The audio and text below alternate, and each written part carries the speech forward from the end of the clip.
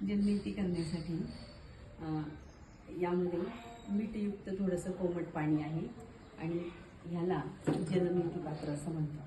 साधारणपणे हे जलनेती पात्र इथपर्यंत भरून घ्यायचं मीठयुक्त पाण्याने.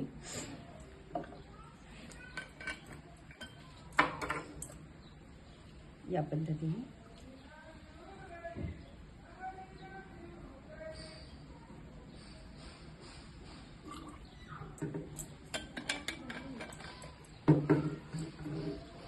या जलनेती पात्राचे एक टोक प्रथम डाव्या नाकपुडीमधून खाली घालायचे आणि मान थोडीशी तिरकी करायची. या पद्धतीने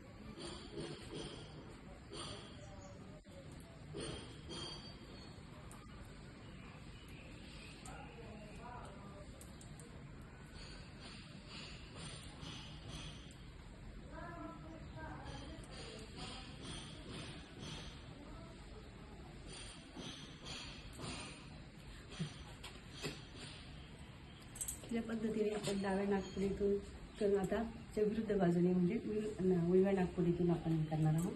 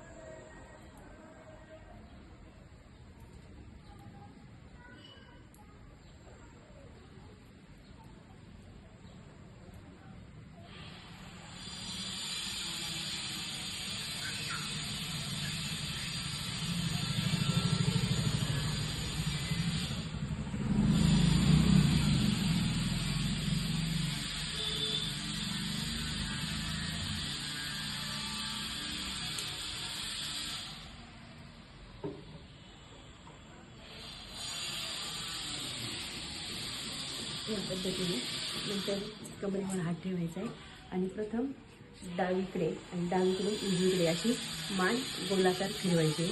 पश्चात्कर्म करायचे.